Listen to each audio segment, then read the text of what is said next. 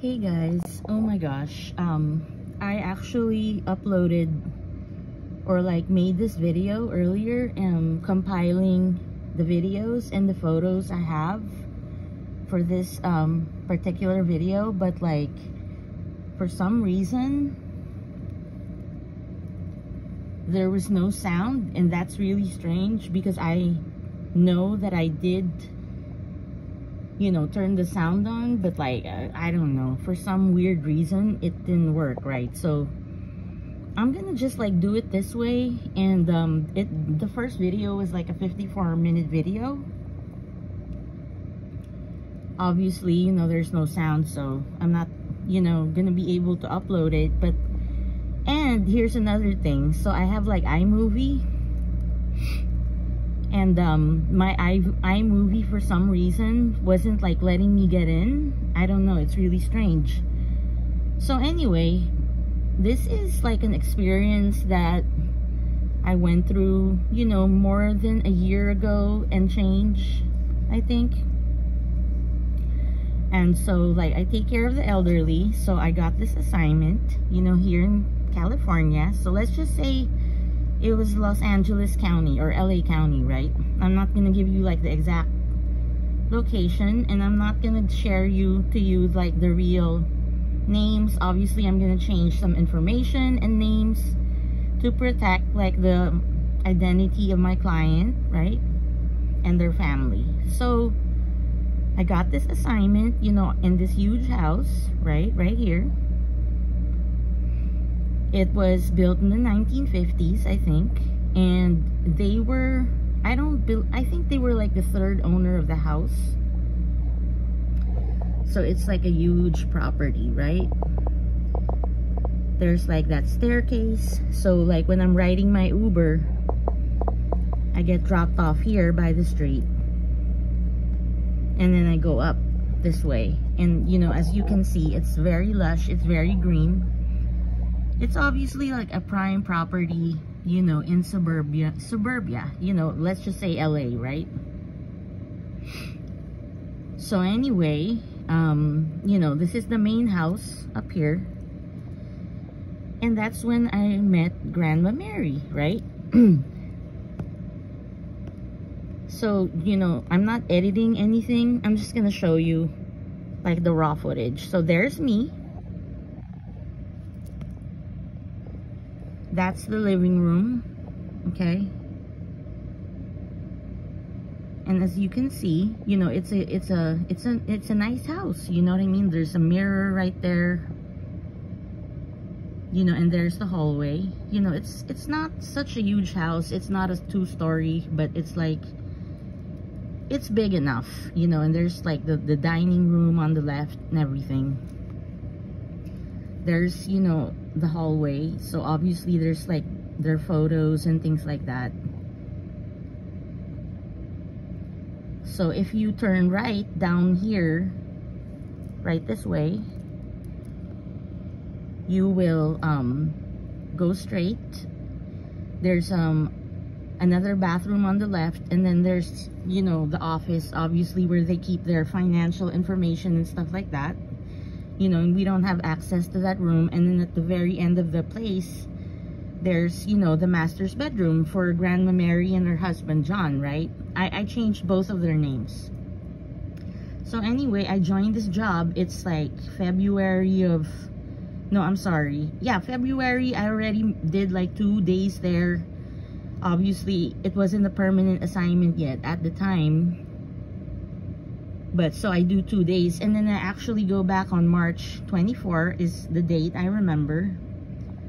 And at that date, you know, there's 2 clients, you know, and the other client is her husband John, and he is, you know, on his way out at that particular day that I joined. So he is, you know, probably the last few hours of his life. And we're still taking care of him, but like hospice is there, and they're like giving him morphine and everything. Anyway, I go home that night since I was still doing the morning shift, and you know, he passes during the night. So the next day, his body was already, you know, not in the house.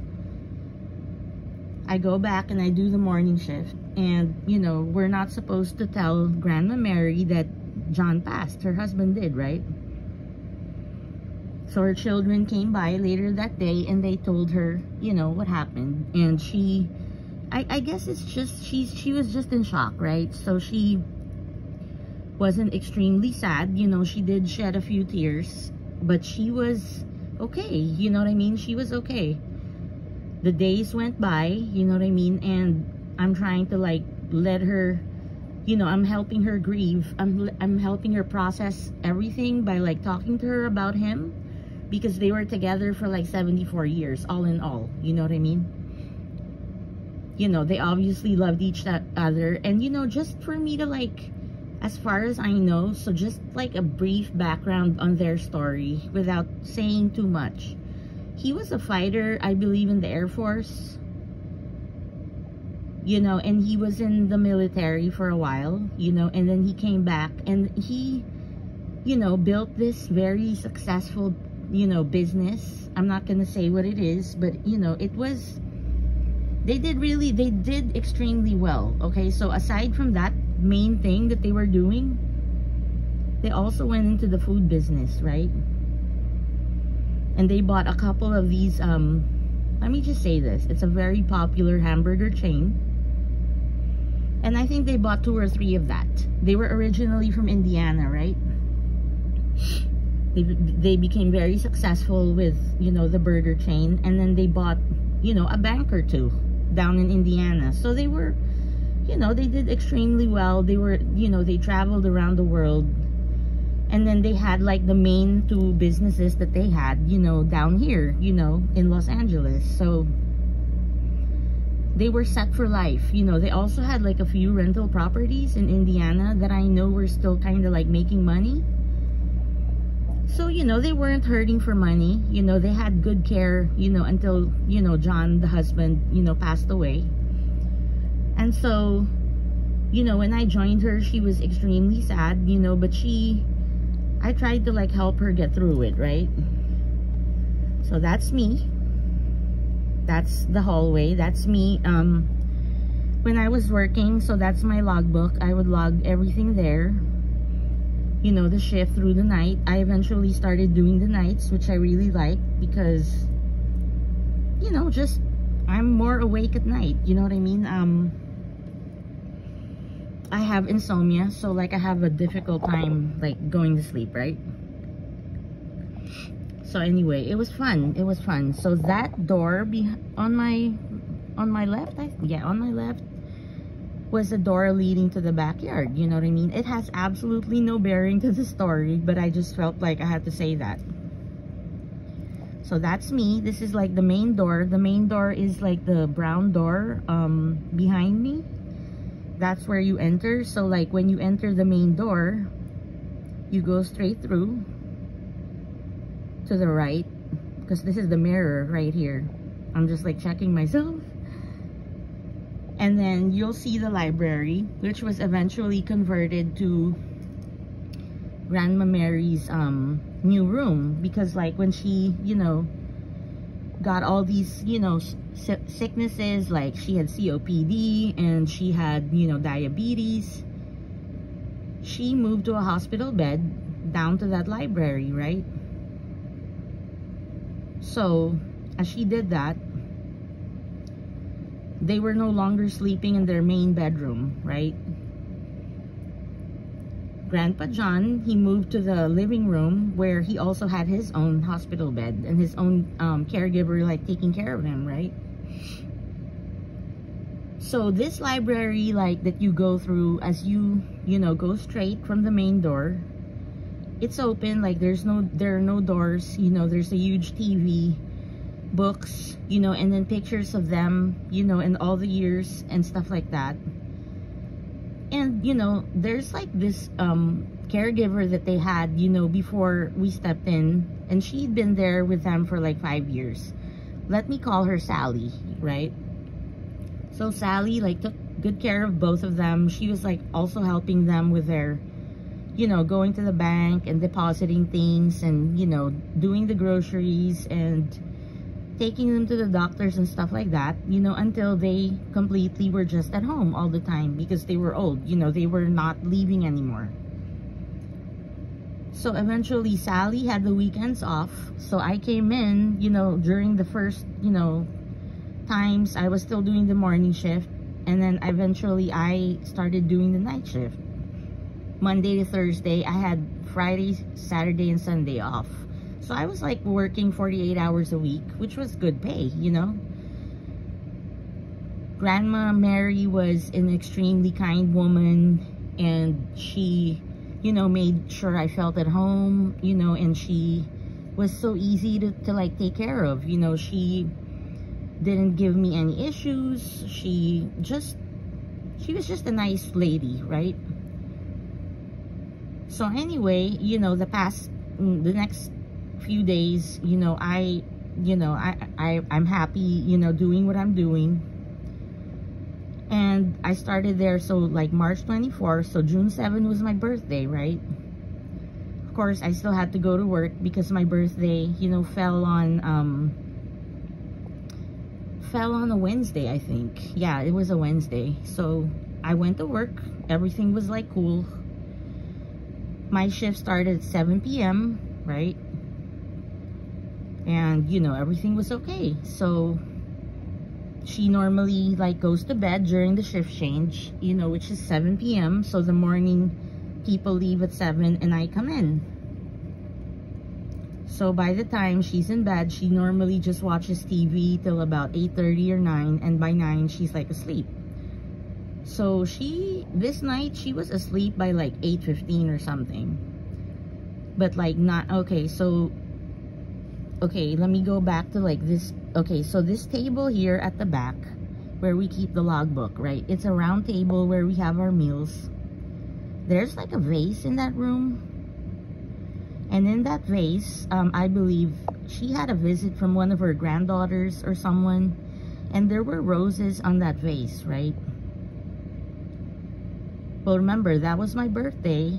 And suddenly, okay, as you can see, like the house is like completely boarded up, meaning there's no air getting in.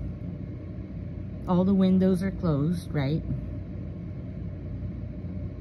And you know, there's no breeze, no nothing. The AC vent is like a little bit somewhere down the hallway where it's gonna be a little bit far to reach. So the petals on the roses of this vase, which was, you know, right here in the middle of this table, they just all fell down, you know, like dropped, all of them. There's no air, you know. They were still kind of like, they weren't the freshest, but they weren't like wilted enough to like for that to happen, if that makes sense. So they all fall down, right? And I am freaked out and I have goosebumps on my arm, right? And I'm thinking to myself, what the hell just happened? You know what I mean? And remember, guys, this is my birthday as well, right? So it's like, you know, double scary. Like, what the hell? After this happens, I suddenly hear Grandma Mary screaming and yelling, right? And okay, so let me tell you briefly, her habits are, she sleeps through the night, she wakes up once or twice, she has a bedside commode right beside her bed. I stand her up. She's a very slender woman. She has not put on any weight during her, you know, marriage and whatnot.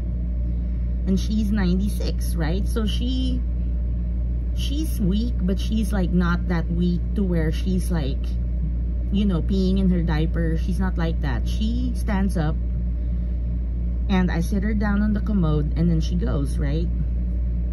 She does that like maybe once or twice a night, and it's like a 3-minute thing. Like, she'll sit, she'll do her thing, I'll stand her up, put her pants back on, and she's back in bed, and she'll wake up again at like 7 a.m. when the morning shift like does their breakfast, right?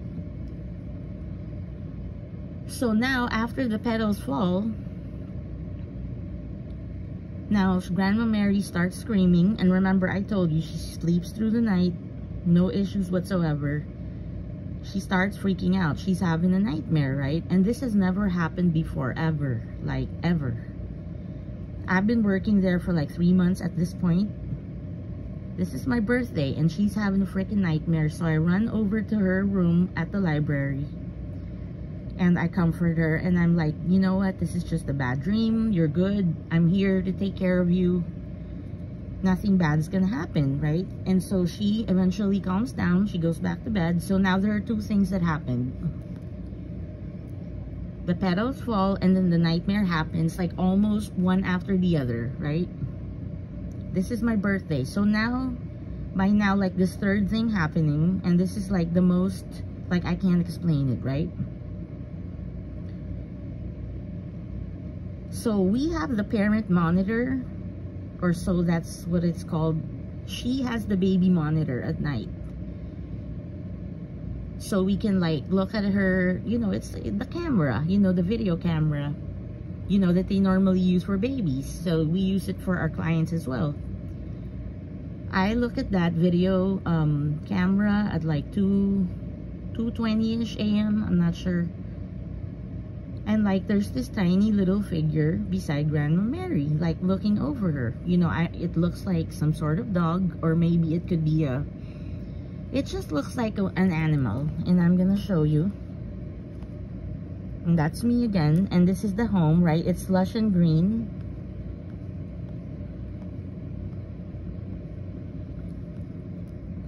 So I think it's in this other one right here. Yeah. So it's right here. Okay, so as you will see, she's fast asleep and she's in bed. And there's this like creature that has this, you know, a set of eyes that are like flickering. I don't know if you can call that flickering or like lighting up, whatever.